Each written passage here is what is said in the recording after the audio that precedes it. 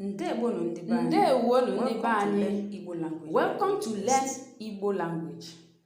Self-introduction. Nkọwa onwe. Self-introduction. Nkọwa onwe. Self means onwe. Introduction nkọwa. My name is Ahamobo.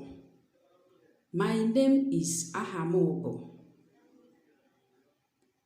What is your name? Kedu aha gị? What is your name? Kedu aha gị? What is your name? Kedu aha gị?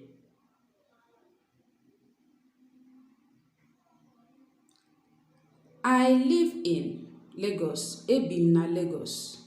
I live in Abuja. Ebi m na Abuja. I am fair in complexion. Adị m ọcha. Adị m ọcha.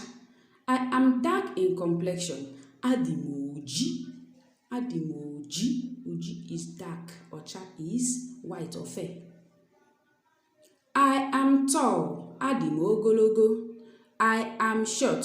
Adị m mkpụmkpụ.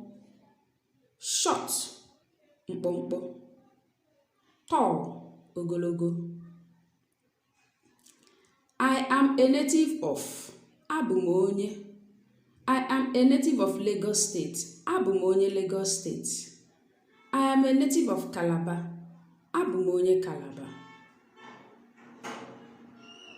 I am aged 15. Adị m afọ 15. I am aged 15. Adị m afọ 15. Adị m afọ 15. Adị m afọ 15.